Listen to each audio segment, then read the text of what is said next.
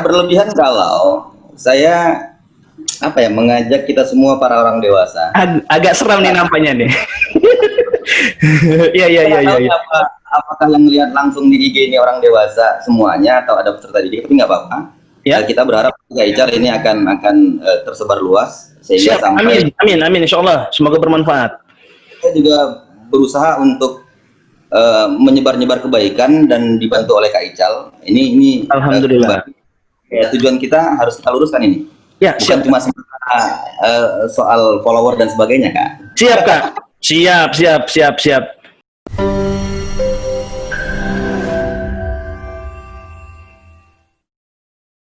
Jadi gini, pendidikan sepanjang hayat.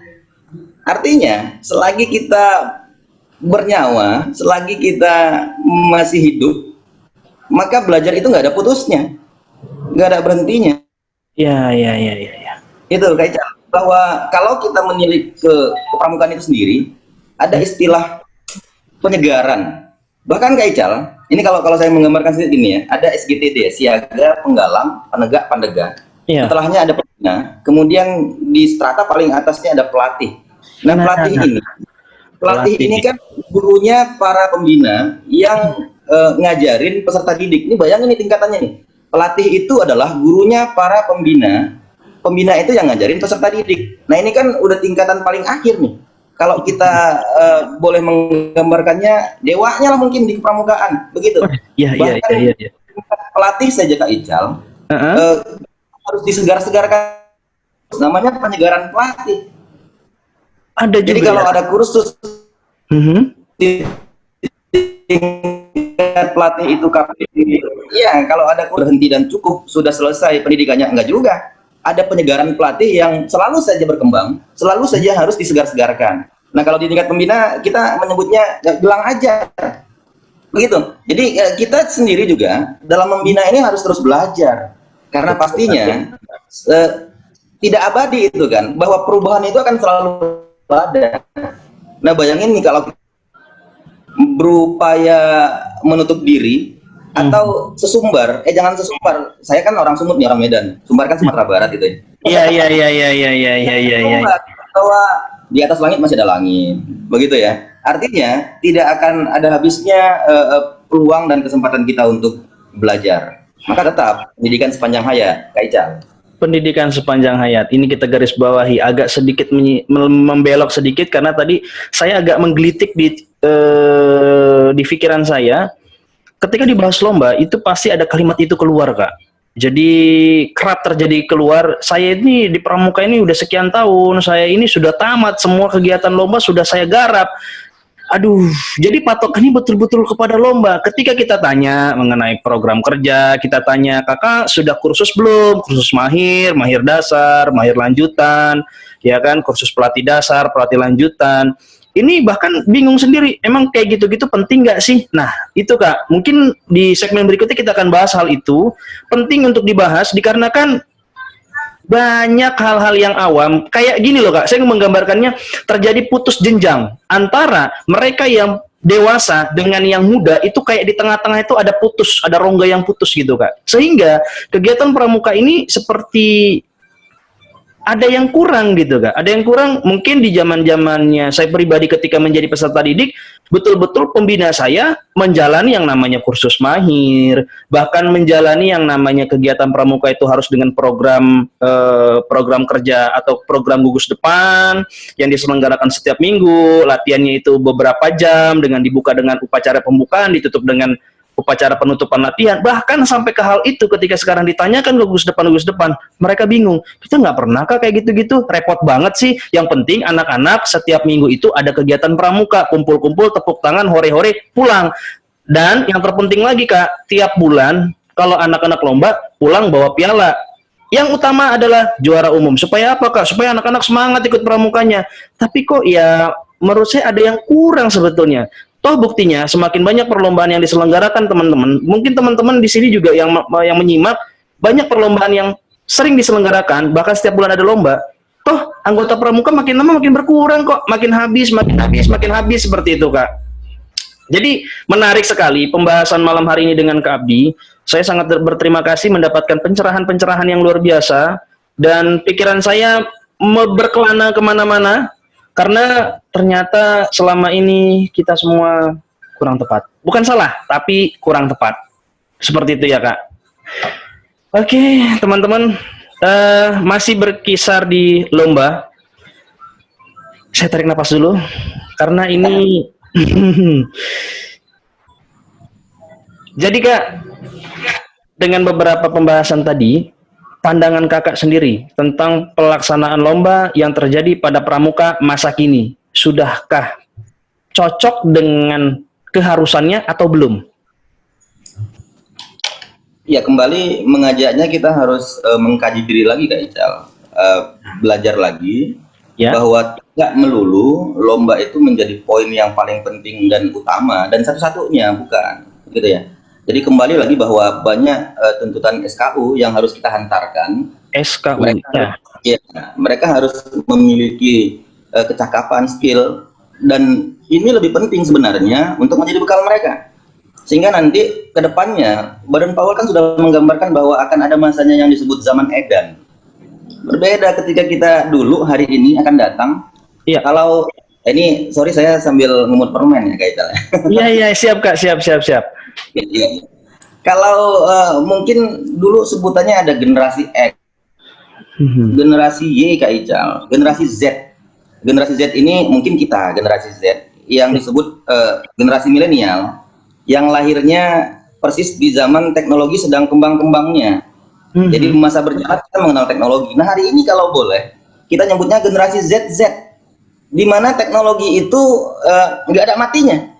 Hari ini kita dapat pengetahuan baru di teknologi, besok lusa dan seterusnya ini kan berkembang. Ini bayangin kalau kita terbuai bahwa kita tidak menyesuaikan dengan zaman, kita yang akan tertinggal.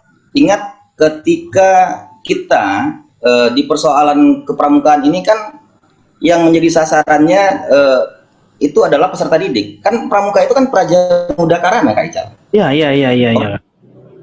Orang muda yang berkarya, kan begitu ya. Iya. Jadi poinnya jangan lupa bahwa yang kita urus di sini adalah anak-anak muda. Maka untuk itu kita juga harus berjiwa muda. Kita juga harus mengenal mereka sepenuhnya. Saya pernah menyampaikan ini. Untuk diterima oleh mereka itu anak-anak muda. Maka kita harus masuk ke dunianya secara kafah, secara menyeluruh. Mereka senangnya apa?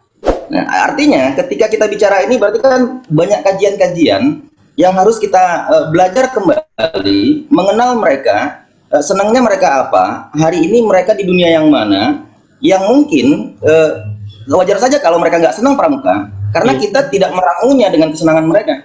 Wajar saja kalau kita ditinggalin, karena kita ketinggalan zaman. Nah itu tadi, kita lupa. Jadi sekali lagi kita ingatkan, kembali introspeksi diri, kembali belajar, dan belajar itu kan bukan hanya soal membaca hal-hal yang tertulis, tetapi lebih ke melihat keadaan sekitar, lebih ke memahami apa yang terjadi di kita, terutama poinnya pada persoalan perkembangan mereka. Monggo. Oke, menarik Kak. Jadi minum nih. Ya, siap Kak. Siap. Disambung. Oke, teman-teman. Jadi menarik ya. Ini sampai di IG kita sampai sudah melewati waktu, tapi kita akan sambung lagi. Siap. Ya. Sampai Kak Ical nggak bisa nafas dah pokoknya. Hapus aku bagikan channelnya. Bagikan aja. Oke Kak Abdi, ini menarik. Memang pembahasan kita ini nggak bisa sebentar ini memang teman-teman. Jadi memang menarik, tapi nanti ya mohon maaf bila mana ada poin-poin yang kita ringkas, di mana terlalu banyak memang masalah di sini. Karena yang saya perhatikan di pramuka itu saat ini menjadi sumber masalahnya ini Kak. Salah satu ya, bukan menjadi sumber betul-betul sumber, tidak. Salah satu sumber masalah adalah ini. Ketika memang pramuka itu difokuskan hanya pada perlombaan. Bahkan ketika kuartir menyelenggarakan kegiatan, gugus depan kurang bersemangat untuk ikut serta. Seharusnya ketika momennya di masa yang pernah saya alami dahulu, itu kalau udah kuartir yang menyelenggarakan, semangatnya luar biasa. Karena memang itu momen yang ditunggu-tunggu, tapi berbeda dengan sekarang, kalau kuartir menyelenggarakan kegiatan, kayaknya ntar dulu deh, lain kali deh, atau bahkan pernah kejadian Kak, salah satu sekolah, ini rekanan kita, di situ ada kegiatan di mana gugus depan tersebut dimintakan oleh kuartirnya untuk mewakili wilayah tersebut, kuartir di atasnya, tapi merasa itu bukan urusan kami, itu urusan kuartir. Kalaupun ada anggaran dari kuartir ya udah boleh, kalau enggak. Jadi sampai ke arah sana Kak. Artinya di sini kembali lagi agak sedikit mulai jauh Kak, mulai jauh dari pembahasan Kakak tadi bahwa pramuka itu tidak lagi berpikir tentang bagaimana nanti adik-adik dibina untuk masa depannya. Lebih fokus kepada bagaimana bisa memberikan prestasi sebanyak-banyaknya kepada sekolah. Seperti itu, Kak. Jadi, ini poin terpenting ini ya. Salah satu yang penting lagi, bukan terpenting sih, terpenting juga. Seberapa besar porsi peran lomba yang seharusnya ada di pramuka. Jadi, seberapa besar, Kak?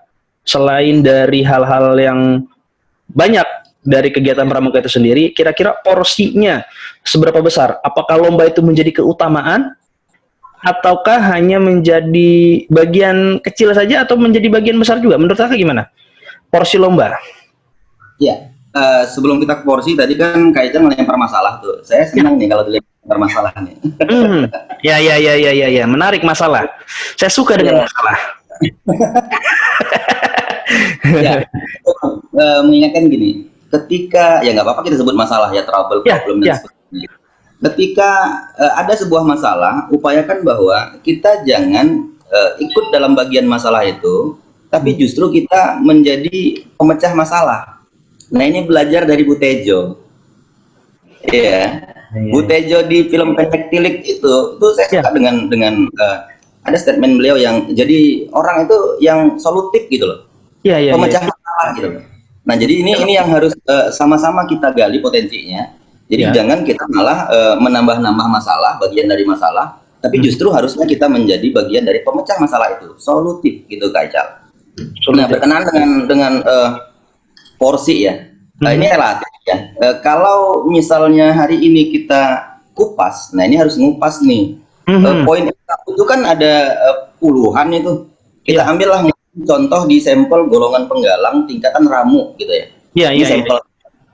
Ketika kita melihat dari poin-poin SKU itu, mana hal-hal yang mungkin menjadikan lomba sebagai alat untuk mengevaluasi poin SKU itu, silakan monggo dilakukan. Begitu. Namun hal-hal yang dalam hal ini kan gini, tidak semua poin-poin SKU di peserta didik itu harus juga diuji langsung. Maksudnya ketika ada poin A dituntut sebagai apa, kemudian diuji secara teori, praktek, berkali-kali, berulang-ulang, berkepanjangan. Nah, ini juga bagian yang dari yang salah kaprah gitu. Bahwa ketika kita menguji SKU, bisa ditempuh dengan dua cara, langsung dan tak langsung. Tak langsung itu adalah ketika kita mengenal peserta didik, nah ini poin yang juga tidak kalah penting. Memahami peserta didik, kita harus paham nih, bahwa banyak sekali mungkin hal-hal yang tak perlu kita uji. Ketika si peserta didik kita anggap sudah tuntas di satu poin SKU, ya tandai saja, paraf saja SKU-nya dan dianggap tuntas karena keseharian kita juga dengan mereka, bersama mereka. Justru disitulah kita harusnya para pembina meluangkan waktu lebih banyak untuk memahami mereka, begitu. Nah, maka kembali ke porsi tadi, tidak semuanya kan pencapaian SKU itu atau latihan-latihan itu dilaksanakan dengan lomba. Maka sekali lagi relatif, kalau bicara porsi, tinggal kita kupas tuh SKU. Dari puluhan itu, pisahkan poin-poin yang mungkin dilaksanakan dengan metode lomba. Nah, hal-hal lainnya silahkan lakukan dengan cara tak langsung penuntasannya. Jadi nggak melulu lomba. Namun ketika kita bicara lomba, ingat itu bukan satu-satunya metode ya Kak Ical ya. Bukan satu-satunya metode. Iya, siap Kak, siap. Jadi, kegiatan berkelompok, menarik menantang, berkompetisi tadi, kemudian satuan terpisah, alam terbuka, hadirnya orang dewasa, Nah, itulah metode-metode kepramukaan yang saya sebutkan tadi itu merupakan syarat berkegiatan. Selagi poin-poin itu kita laksanakan dan porsinya jelas di situ, mana kegiatan-kegiatan yang bisa dan harus dilakukan di alam bebas, mana kegiatan yang mau tak mau harus satuan terpisah. Poin-poin itu menjadi tolak ukur kita saja nih, bahwa kita berkegiatan, lihat 8 poin itu harus ada dan dipastikan harus tetap dilaksanakan. Nah, sudah kelar kegiatan itu, arahnya baik lah pasti. Maka sekali lagi porsinya relatif, silakan kita hitung, bisa jadi seperempat, setengahnya mungkin, atau malah ketika kita kreatif bisa jadi semua muatan kegiatan itu, semua pencapaian SKU itu dilaksanakan dengan metode lomba, bisa saja. Artinya 100% bisa kita laksanakan dengan muatan lomba, yang sekali lagi tujuan lomba itu untuk mengevaluasi sudahkah peserta didik kita tuntas dalam pencapaian SKU-nya. Itu Kaical. Oke, berarti lagi-lagi kita garis bawahi teman-teman bahwa persentase atau porsi yang Kak Abdi maksudkan adalah bagaimana lomba itu diterapkan dalam gugus depan sendiri untuk pribadi atau perorangan dari peserta didik itu sendiri ya Kak? Iya, metode dan alat saja itu lomba. Metode dan alat, berarti bukan kepada arah bagaimana satu sekolah atau satu gugus depan menyelenggarakan kegiatan lomba untuk mengundang gugus depan lain, begitu ya Kak ya? Tidak mesti. Tidak mesti seperti itu ya Kak? Oke. Jadi gini Kak Ical, tambahan bahwa ketika kita misalnya bicara soal program kerja, ya. Dan hari ini kan kita maklumi sama-sama gerakan pramuka ini banyaknya, ramenya itu kan di satuan pendidikan atau sekolah dalam hal ini. Iya. Maka untuk menyelenggarakan kegiatan kepramukaan di sekolah, ya wajib hukumnya kita acuannya kalender pendidikan. Kalender pendidikan, ya. Nah, kalau saya menggambarkannya mungkin dalam 1 tahun itu 12 bulan, kemudian ada sekian minggu, mungkin rata-rata 36 kali pertemuan yang menjadi hak kita, karena kan ketemunya seminggu sekali itu. Seminggu sekali, kemudian porsi 2 jam saja, 120 menit cukup. Maka itu yang kita bagi. Nah, ini kan menjawab porsi tadi itu. Dari 36 kali pertemuan tadi, berapa kali yang bisa kita laksanakan lomba di dalamnya? Kemudian dari 2 jam setiap latihan rutin pertemuan 1 minggu tadi itu, berapa menit yang bisa kita lakukan metode lomba. Hal-hal lain silakan dengan upacara buka tutup, dengan materi-materi yang bisa kita sampaikan secara teori, praktek dan sebagainya begitu. Berlatih. Nah, dia kan harus lebih banyak menerima latihan-latihan. Nah, kalau dia semuanya menggunakan lomba, ya kapan si anak berlatih? Begitu, Kak Ical. Siap Kak, menarik ya teman-teman. Jadi memang kita bahas lomba ini tidak akan tuntas dalam 1 kali segmen saja nampaknya. Jadi mungkin kita akan bahas lagi di segmen berikutnya lebih kepada spesifikasi dari lomba-lomba di tingkatan atau golongan pramuka itu sendiri, yaitu dari siaga, apakah ada kegiatan perlombaan untuk golongan siaga yang memang diatur, begitupun dengan penggalang, penegak, pandega, dan seterusnya. Artinya, kenapa saya sangat antusias membahas mengenai lomba ini, karena tadi kembali lagi, di dalamnya terdapat masalah. Saya suka masalah. Bukan berarti saya suka mencari masalah, tidak. Tapi dalam masalah itu kita akan belajar untuk mendewasakan diri, menyikapi, memecahkan masalah. Kan begitu Kak? Betul Kak? Iya, masalah itu merupakan wadah bagi kita untuk belajar menyelesaikan masalah itu, sehingga pendewasaan diri akan muncul. Siap. Exactly, pintar nih. Menarik sekali teman-teman. Jadi begitu ya teman-teman ya. Jadi teman-teman, bahwa kenapa kita cari masalah? Karena masalah itu harus kita selesaikan, bukan kita tinggalkan. Artinya, dengan forum seperti ini, masalah-masalah yang biasa terjadi di lapangan, bila mana kita selesaikan bersama akan lebih ringan. Jadi, untuk masalah lomba kali ini, kita akan cukupkan terlebih dahulu, karena poin-poinnya mungkin teman-teman sudah mulai bisa memahami, beberapa juga sudah mulai mendapat pencerahan, sebagaimana saya juga sudah mulai mendapatkan pencerahan dengan poin lomba tersebut, tapi memang tidak bisa kita tuntaskan dalam 1 segmen. Bisa saja kegiatan berbahas atau kegiatan operasi kita ini menjadi kegiatan pramuka di setiap minggunya teman-teman. Menarik kan? gitu. Jadi jangan tunggu nanti lah, kita tunggu sampai pandemi berakhir baru kita berpramuka. Aduh, pasti kangen dong. Gitu. Jadi teman-teman, adik-adik siaga, adik-adik penggalang, mungkin adik-adik siaga bisa ditemenin, bukan kawanin karena saya lagi di Jakarta, di Bekasi.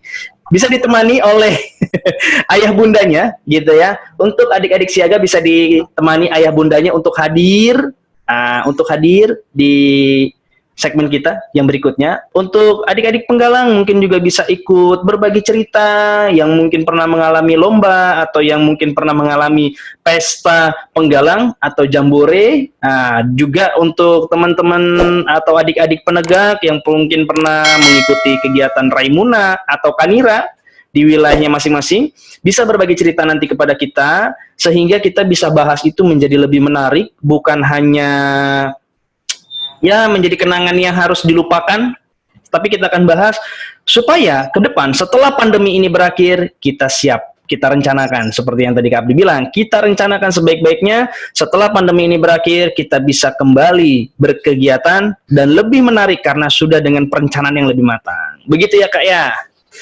Ya, mungkin boleh satu kalimat. Siap Kak, siap. Bahasa nggak so English nih, out of the box. Ini kan familiar ya. Siap Kak. Ya, atau sederhananya be different deh. Artinya kita jangan hanya pakemnya saja, hal yang biasa, kemudian kita takut untuk mencoba di luar kebiasaan. Ya. Maka nggak apa-apa, be different, menjadi yang berbeda. Ketika misalnya kita terbiasa dengan rutinitas lomba, nah hari ini ada hal yang tercerahkan, kemudian kita takut untuk merubahnya. Nah ini yang jangan sampai kejadian. Jadi hal yang berbeda itu bukan hal yang salah. Maka silakan kita mulai menjadi orang yang berbeda, pastinya berbeda yang baik, itu Kak Ical. Siap Kak Abdi. Oke, menarik ya teman-teman. Jadi Kak Abdi bilang kita harus berbeda. Ya, jadi kita harus jadi yang terbaik, jadi yang pertama dan jadi yang berbeda. Sebelum menjadi yang terbaik tanpa menjadi yang berbeda tidak akan bisa dicapai. Begitu ya Kak Abdi. Kayak operasi ini kan hal yang berbeda, luar biasa lah. Siap. Terima kasih Kak Abdi, terima kasih. Yang juga luar biasa di sini teman-teman, saya sangat tenang karena pembicara kita atau kakak kita Kak Abdi ini mau berbagi cerita, di mana kita dari lintas wilayah yang lumayan jauh, ya. Kak Abdi ini dari Sumatera Utara. Ya, dari Sumatera Utara, tepatnya dari Kota Medan. Sementara saya dengan Naraya Tim atau Braja Crew itu dari Bekasi. Dan ke depan jangan sungkan untuk bergabung. Ke depan kita akan lebih persiapkan lagi Kak ya untuk materinya kepada teman-teman semuanya agar bisa bergabung. Sayang sekali bila mana kakak-kakak atau adik-adik atau teman-teman semuanya tidak dapat bergabung bersama kami karena ada pembahasan-pembahasan yang mungkin tidak didapat di gugus depannya. Bisa menjadi ini, kalaupun didapat di gugus depannya, bisa menjadi penyegaran, bisa menjadi pencerahan juga buat teman-teman semuanya. Seperti itu. Dan terima kasih banyak Kak Abdi sudah berkenan hadir. Untuk segmen kali ini, kita cukupkan dulu teman-teman. Jadi kita akan sambung di segmen berikutnya yang jelas kita akan bahas mengenai pramuka. Operasi, obrolan pramuka menginspirasi.